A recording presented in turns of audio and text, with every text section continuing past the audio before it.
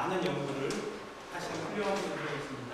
그런데 그런 분들을 포함해가지고 역시 그 바이올로지 분야나 캔서 분야 그리고 바이올로지나 캔서 같은 분야에서 많은 이제 연구자들이 나노 파티클에 대한 관심이 최근에 아주 굉장히 증폭했습니다. 그래서 이와 같은 엠모와 같은 바이올로지 전문 저널 볼 수 있죠. 메디슨 오브 스몰 스케일 우리가 모레큘러 메디슨이라는 분야가 셀 퍼센트 나노 스트럭처 머티리얼부터 어떤 베너피스를 갖다가 취할 수 있느냐 그와 같은 취지의 그런 아티클 그리고 이와 같은 권 박사님께서도 열심히 연구를 하시고 계시지만 그런 안티캔서 드러그 나노 파티클을 이용해서 튜머를 갖다 타겟팅하는 것들이 어떤 세라피틱 리스판스를 갖다가 향상시킬 수 있다. 또 캔서나 네이처 리뷰 캔서에서 캔서라는 병을 갖다가 우리가 극복하기 위해서 나노 파티클을 퓨전을 해서 이것을 이제 포니머나 아니면 오르게닉 이노오르게닉 메트나노 파티클을 포함해가지고 모든 나노 테크놀로지가 여러 가지 질환을 갖다가 우리가 진단하고 세라피 치료를 하는 데 있어서 아주 훌륭한 도구가 되었다라는 취지의 여러 아티클이 발표되었습니다. 그래서 이제 네이처 리뷰 프로젝트에 보면 폴리머 세라피틱스의 시대가 도래한다 해서 여러 가지 이제 그 폴리머를 이용한 치료법들이 이제 향후에 많은 각광을 받을 것이다라는 취지의 많은 아티클들이 발표되었습니다. 폴리머 드럼이나 폴리머 컴플렉스나 권희찬 박사님이 주로 많이 하시는 폴리머 네노파티클, 폴리머의 마이셀을 포함해서 폴리머를 이용해서 태아 교수님 같은 경우는 DNA를 이용해가지고 어떤 셀이나 티슈 스페시픽하게 드리버리를 하는 이런 것들이 많이 연구되고 있습니다. 그래서 여러 종류의 나노파티클들이 여러 페이퍼를 통해서 발표되고 있고 권 박사님께서 말씀을 잘 해주셨습니다. 패시브 타겟팅 그리고 액티브 타겟팅 폴리머라든가 거대 분자가 EPR 이펙트에 의해서 튜머를 갖다 스페시픽하게 우리가 타겟팅할 수 있다. 컨턴과 다음 슬라이드. 그래서 이제 2005년에 네이처 리뷰 캔서에 나온 나노 파티클 우리가 이상적인 모델의 나노 파티클은 이래야 된다라는 것들이 발표가 됐습니다. 어떠한 폴리머 나노 파티클 안에 이와 같이 첫 번째로 우리가 블러드에서 나노 파티클이 서큘레이션을 아주 안정적으로 잘 해야 됩니다.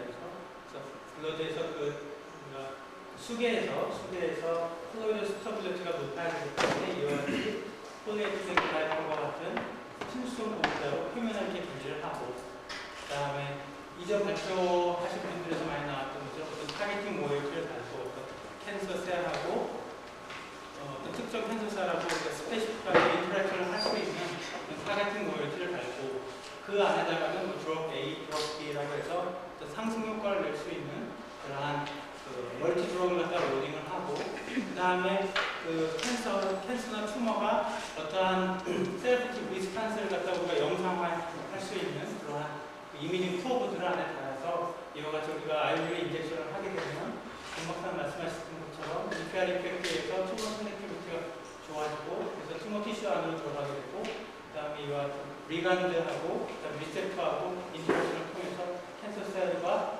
인터랙션을 하고 그 안으로 들어오게 리리스하는 등 이와 같은 멀티 컴포넌트 타겟팅 스트래티지라고 해서 이런 식으로 나노 파티클이 이상적으로 만들어지기 때문에 우리가 이런 내노 테크놀로지를 바이오 테크놀로지라고 접목을 해서 캔서를 갖다 이미징하고 그 다음에 캔서를 갖다가 진단하고 테라피에 사용할 수 있다라는 그런 아티클이 발표되었고 이러한 많은 연구들이 수행되고 있습니다.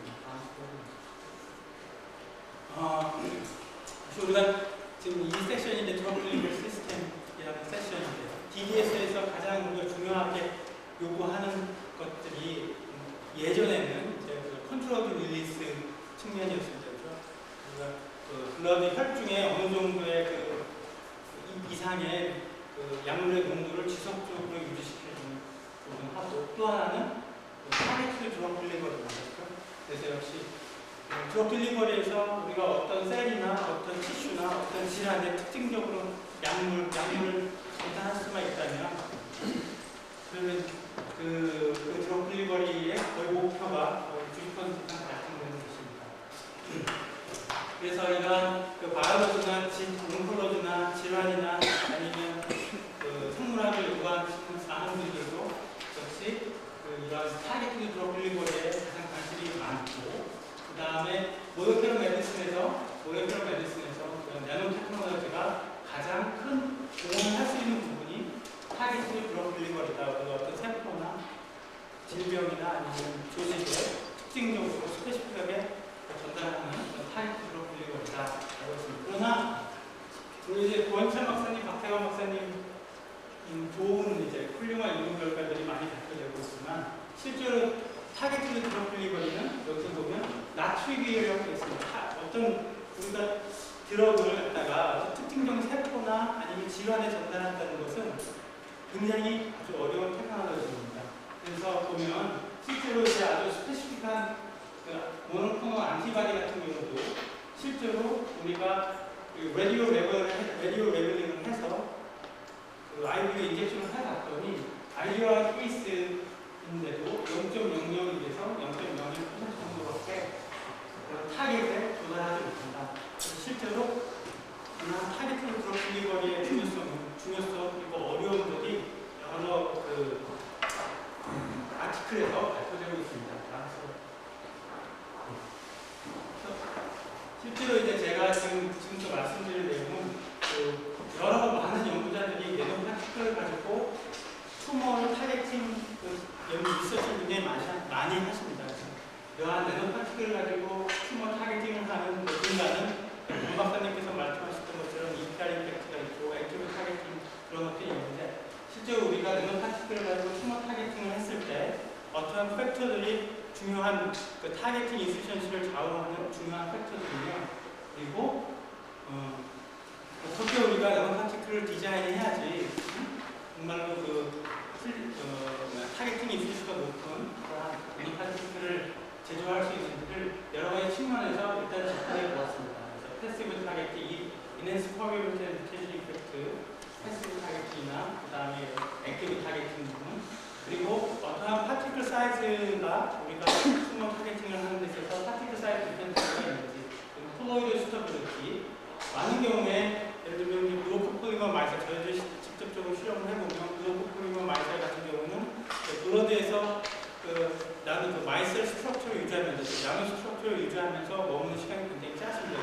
굉장히 우리가 그 IV로 나노 파티클을 넣어주게 되면 굉장히 큰 다이루션을 겪는 것이랑 마찬가지이기 때문에 그리고 크리티컬 마스의 콘센트레이션을 유지하지 못해서 그 나노 스트럭처를 이렇게 됩니다. 그런 것은 나노 파티클을 이용한 타겟팅이라고 볼 수가 없어요. 그리고 여러 가지 투머, 마이크로 인바이러먼트가 어떤 영향을 미치는지, 나노 파티클의 그 셀과의 인터랙션 정도, 이런 모든 아주 복잡한 것들이 아주 얽혀 있기 때문에 실제로 이제 우리가 나노 파티클을 가지고 제가 이제 결론적으로 말씀드리면 나노 파티클을 가지고 투머 타겟팅을 하는 것은 정말 굉장히 어려운 부분이다. 여러 가지 많은 팩터들을 우리가 고려해야 된다는 것을 다음 슬라이드입니다. 그래서 여기서 이제 저희들이 한 실험을 해본 거는 약 20여 종의 나노 파티클을 가지고 그 나노 파티클들이 어느 정도 투머 타겟팅을 하는지, 그리고 그러한 어떤 놈은 투머 타겟팅을 잘하고 어떤 놈은 투머 타겟팅 효율이 떨어지는데 그러한 이유들이 어떤 것들이 있는지를 분석해보고자 했습니다. 주로 많은 샘플을 공급해주신 분은 이제 키스에 방금 전에 나노 파티클을 가지고 세라피나 이미징을 작성하셨던 키스의 강찬 박사님께서 가장 많은 종류의 그 나노 파티클을 저희 쪽으로 공급을 해주셨고 보내주셨고요. 서울대학교의 전형무 교수님, 그다음 서울대 재료공학부의 안철희 교수님이 이제 골드 나노 파티클, 카이스트 허블 교수님이 폴리아미노 엑시드 베이스된 나노 파티클, 권 박사님께서 여러 종류의 칼슘 베이스 나노 파티클, 약대 변형 교수님 파리나 젤라틴 베이스 나노 파티클을 이렇게 저희에게 공급해 주셨습니다. 실제로 이제 권 박사님께서 보내주신 칼슘 나노 파티클의 캠이나 AFM 사진입니다. 그래서 멀티코어를 갖는 칼슘 나노 파티클이 캠으로 아주 리얼하게 만들어졌음을 볼 수 있었습니다. 다음 슬라이드입니다. 그래서 저희들이 이렇게 나노 파티클을 여러 곳에서 이제 나노 파티클을 열심히 연구하시는 분들한테 알아가지고 먼저 이제 라디오 레벨링을 하게 됩니다. 그래서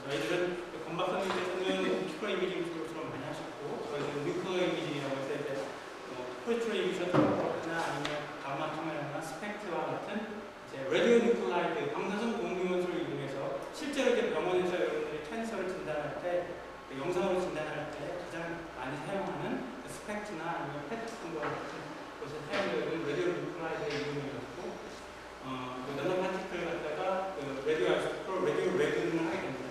라디오 레그닝을 할 때는 이와 같은 나노 파티클에 라디오 아이소토프가 붙일 수 있는 이런 전문지를 붙이고, 붙인 다음에 튜머를 갖다가 키우고 튜머 베어링 마이스에다가 나노 파티클에 마린 붙는 영상으로 우리가 얻을 수 있게 됩니다. 그래서 저희들이 이제 뭐 마우스를 가지고 동물 실험을 했고, 그때 주로 사용했던 캔서 셀라인은 사코마하고 로이슬러 카시노마하고 멜라노마, 이스트네스테 세 종류의 그러한 캔서 셀을 갖다가 어깨 부위에 이노플레이션 하게 되면 약 한 7일이나 2주, 2주 후에 이쪽에 조그맣게 튜머가 자라게 됩니다. 튜머가 자란 후에 나노 파티클을 아까 라디오 레벨된 나노 파티클입니다. 라디오 레벨된 나노 파티클을 물에다가 이렇게 분산을 시켜서 헤어웨이브 인젝션을 한 다음에 1시간, 하루, 3일 후에 그와 같은 이제 연말 카메라나 스펙트와 같은 영상기기 안에 집어넣어서 어느 정도 튜머 타겟팅이 되는지를 알 수 있게 됩니다.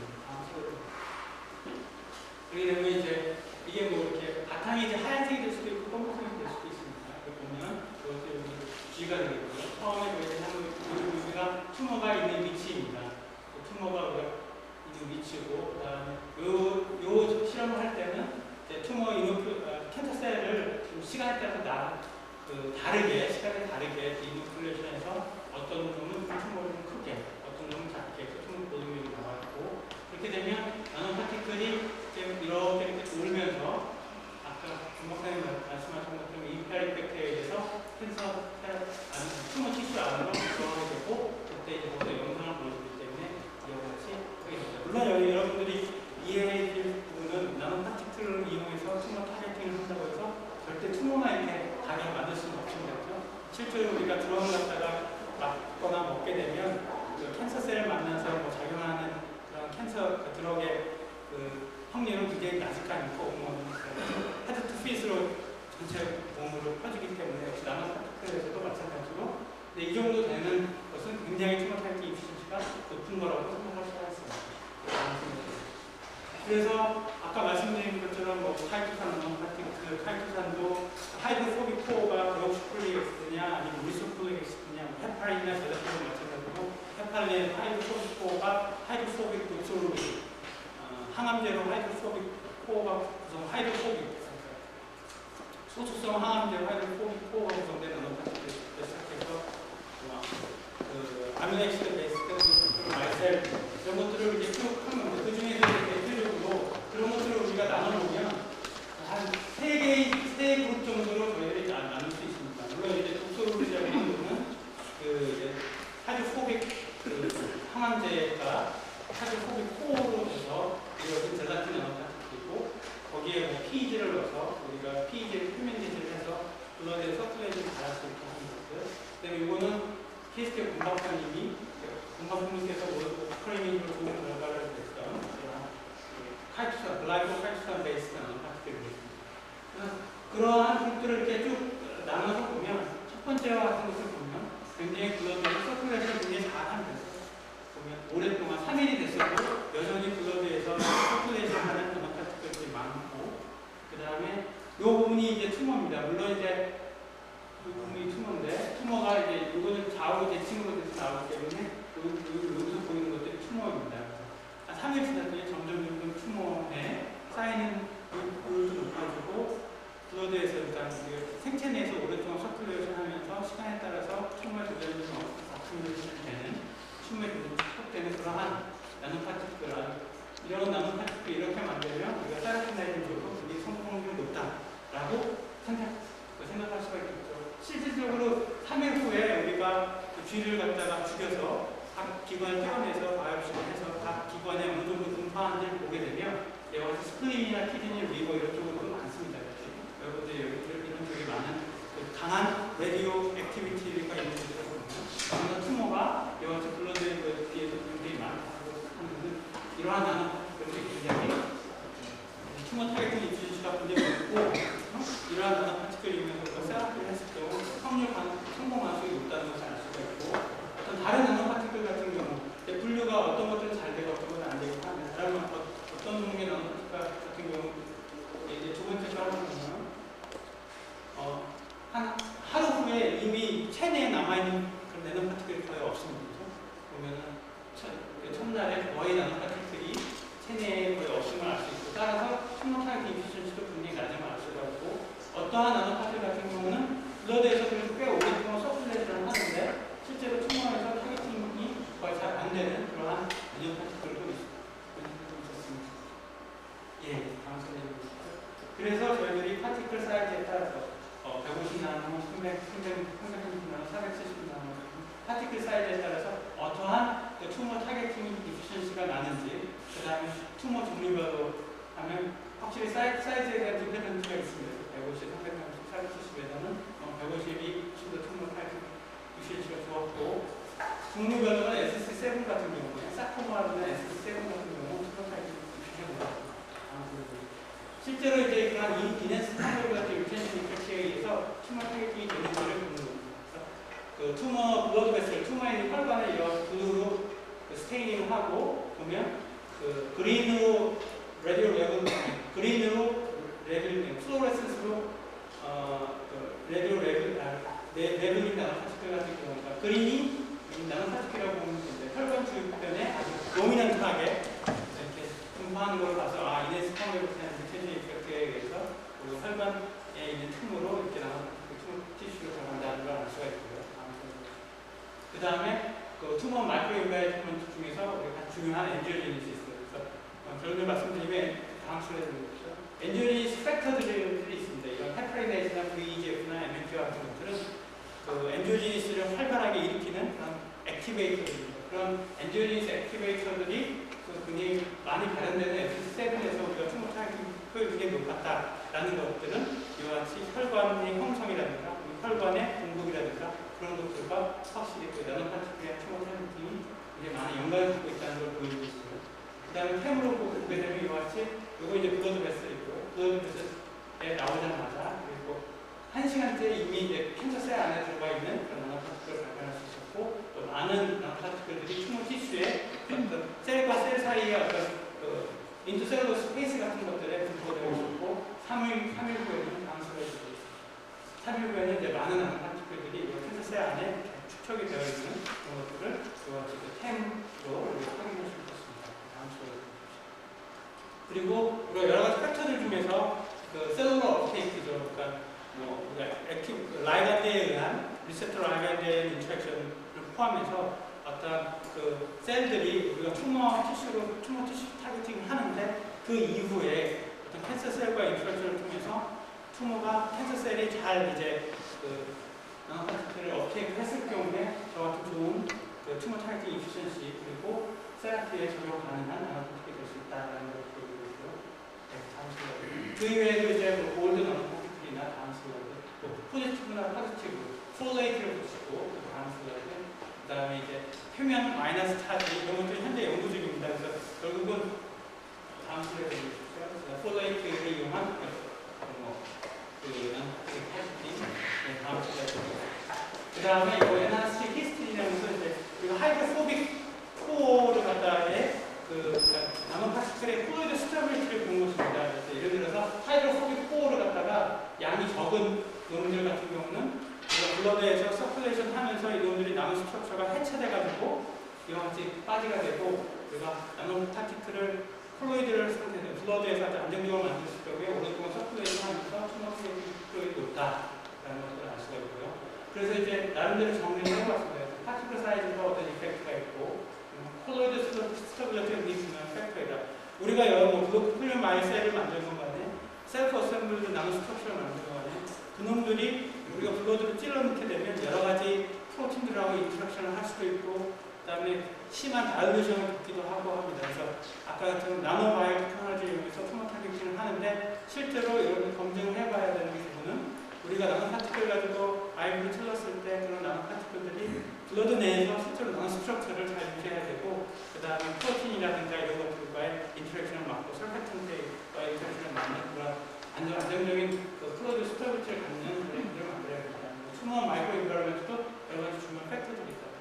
벤저민 스트레스가 많이 발현되는 놈들 같은 경우는 나노 파티클로 접근을 하게 되면 좀 더 좋은 결과를 얻을 것